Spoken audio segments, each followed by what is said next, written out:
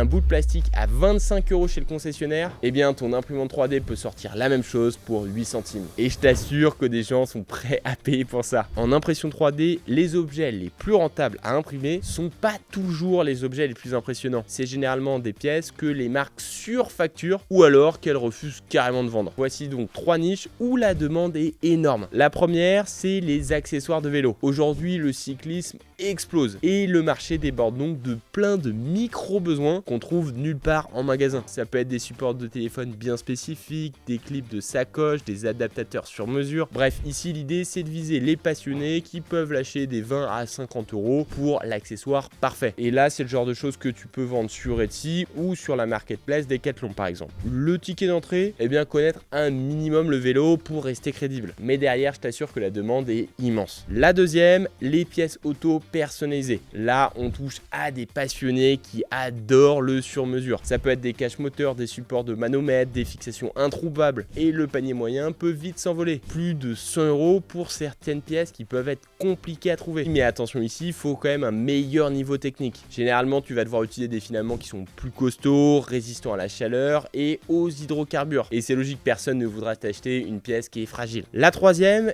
et là c'est mon business préféré, c'est tout ce qui est pièces de réparation pour électroménager. Ça peut être un bouton d'aspirateur cassé, une charnière de four, un clip de fixation. Les gens ils pensent qu'ils vont devoir tout racheter alors que toi tu peux débarquer avec la pièce exacte et tu peux vendre ça entre 10 et 30 €. C'est utile, c'est écologique et ça se vend quasiment tout seul, que ça soit sur eBay ou sur Etsy. Et le meilleur ici, t'as pas besoin d'une machine de compétition. Du PETG ou de l'ABS standard fera largement le boulot. Bon, quel est le point commun finalement entre ces 3 niches? Eh bien toutes réparent ou complètent un truc que les gens ont déjà chez eux. Et à mon avis, c'est exactement pour ça que ça se vend.